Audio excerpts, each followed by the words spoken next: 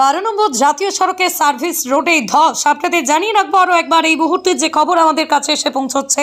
12 নম্বর জাতীয় সড়কের সার্ভিস রোডে ধস, বিপজ্জনক পরিস্থিতি। ঘটনাটি রানাঘাট প্রাথমিক এলাকায়। গুরুত্বপূর্ণ এই রাস্তাটি ধসের কারণে বিপজ্জনক পরিস্থিতির সৃষ্টি হয়েছে। গভীর রাত থেকে মুষলধারী বৃষ্টির কারণে এই ধস। যদিও নজরদারির অভাব রয়েছে জাতীয় সড়ক সম্প্রসারণের দায়িত্বে থাকা সংস্থার।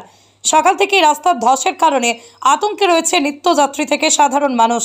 যদিও নজরদারি নিয়ে উঠছে প্রশ্ন, তবে বৃহস্পতিবার সকাল থেকেও একইভাবে অঝোরে বৃষ্টি হওয়ার কারণে আরও পরিস্থিতি অন্যদিকে চলে যাওয়ার সম্ভাবনা রয়েছে।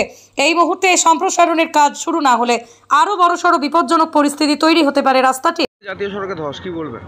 কি বলবো, রাস্তাটা তো সবে তৈরি হলো, এখনো গার্ডওয়াল দেয়নি। সবার প্রথমে গার্ডওয়াল দিতে হতো। সকাল 6টা থেকে যে হারে প্রচুর পরিমাণে বৃষ্টি হচ্ছিল, এই ঢাল দিয়ে প্রচুর পরিমাণে জলের গতিবেগ বেড়ে আসছিল, তার ফলে মাটি কেটে কেটে এই অবস্থা। এখান থেকে যাত্রীবহন বাস যায়, অটো যায়, টোটো যায়, যখন তখন পাল্টি হয়ে দুর্ঘটনা ঘটতে পারে। হাইরোড কর্তৃপক্ষকে অনুরোধ জানা যায় কোনো পদক্ষেপ এখন নিতে। কখন ঘটেছে ঘটনাটা?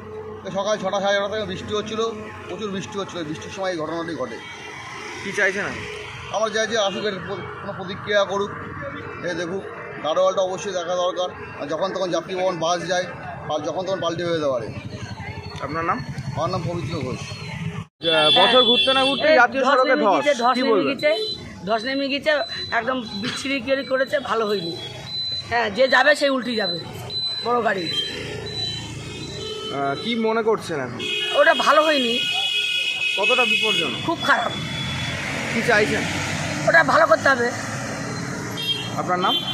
আমার নাম শিখা পাসওয়ান।